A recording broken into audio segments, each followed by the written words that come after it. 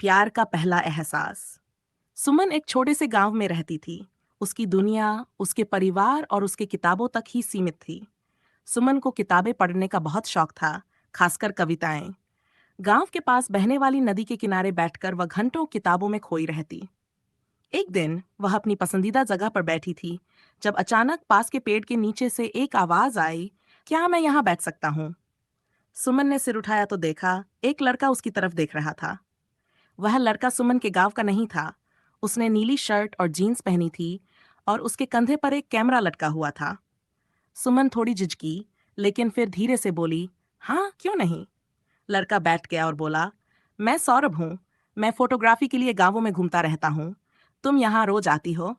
सुमन ने हंसते हुए कहा, हाँ यह मेरी पसंदीदा जगह है। और तुम यहाँ क्यों आए? सौरभ ने मुस्कुराते हुए कहा, तस्वीरें खींचने आया था, लेकिन यहाँ की शांति ने मुझे रोक लिया। क्या मैं तुम्हारी एक तस्वीर खींच सकता हूँ?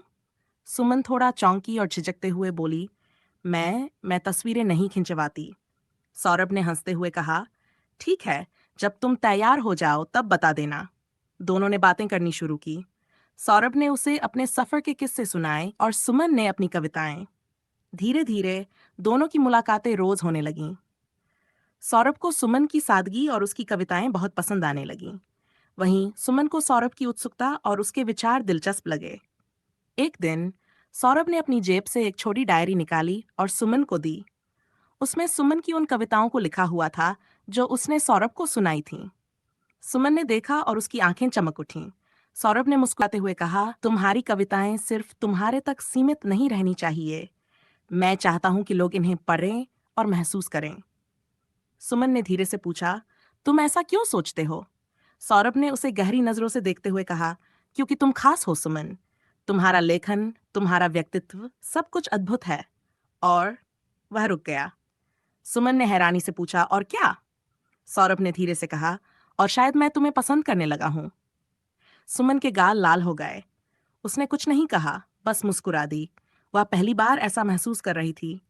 उनकी मुलाकातें अब प्यार में बदल गई। सौरभ ने सुमन को भरोसा दिलाया कि वह उसकी कविताओं को किताब के रूप में छपवाएगा। कुछ महीनों बाद सुमन की पहली किताब प्रकाशित हुई और उसकी जिंदगी बदल गई। सुमन और सौरभ ने एक दूसरे का साथ निभाने का वादा किया। उनकी कहानी सिर्फ एक रोमांस नहीं थी, बल्कि एक दूसरे के सपनों को उड़ान देने की कहानी थी। सुमन और सौरभ के रिश्ते की खूबसूरती उनके सपनों और समझदारी में थी। जहां सुमन अपनी कविताओं की दुनिया में खोई रहती थी, वहीं सौरभ उसकी हर खुशी का ख्याल रखता। दोनों के बीच का प्यार और दोस्ती दिन ब दिन गहरी होती जा रही थी। सुमन की पहली किताब ने लोगों के दिलों को छू लिया था। शहर के एक बड़े साहित्य उत्सव में सुमन को उसकी किताब के लिए सम्मानित किया गया। सौरभ भी उसके साथ था। जब सुमन ने मंच पर आकर अपने अनुभवों को साझा किया, तो सौरभ गर्व से उसे देख रहा था। सम्मान समारोह के बाद सौरभ ने सुमन से कहा, सुमन, तुम्हें अब गांव की सीमा से बाहर जाना चाहिए। तुम्हारी कविताएं लोगों तक पहुंच रही हैं, लेकिन तुम खुद को सीमित मत करो। सुमन ने कहा, पर सौरभ, मैं अपनी जड़ों को नहीं छोड़ सकती। मैं यहीं से प्रेरणा पाती हूँ। सौरभ ने उसकी बात को समझते हुए कहा, मैं तुम्हें कभी मजबूर नहीं करूंगा, लेकिन तुम्हारे साथ हर कदम पर रहूंगा, चाहे तुम कहीं भी रहो। कुछ महीनों बाद सौरभ ने एक बड़ा कदम उठाया। उसने गांव में ही एक छोटा सा कैफे खोलने की योजना बनाई, जहां सुमन की कविताएं और किताबें भी लोगों के लिए उपलब्ध हों। उसने कैफे का नाम रखा कविता किनारा। ये वही जगह थी जहां सुमन पहली बार सौरभ से मिली थी। कैफे का उद्घाटन एक छोटे कार्यक्रम के साथ हुआ। सुमन ने अपनी कुछ कविताएं वहां पढ़ी। गांव के लोग और आसपास के क्षेत्रों के लोग वहां आने लगे।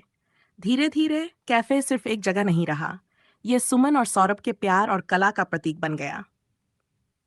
एक दिन कैफे के बंद होने के बाद सौरभ ने सुमन से कहा, सुमन, मैंने तुम्हारी कविताओं से जीवन को देखने का नजरिया बदला है और मैंने महसूस किया है कि तुम मेरी जिंदगी की सबसे खूबसूरत कविता हो। क्या तुम हमेशा के लिए मेरी कविता बनना चाहोगी? सुमन ये सुनकर हैरान रह गई।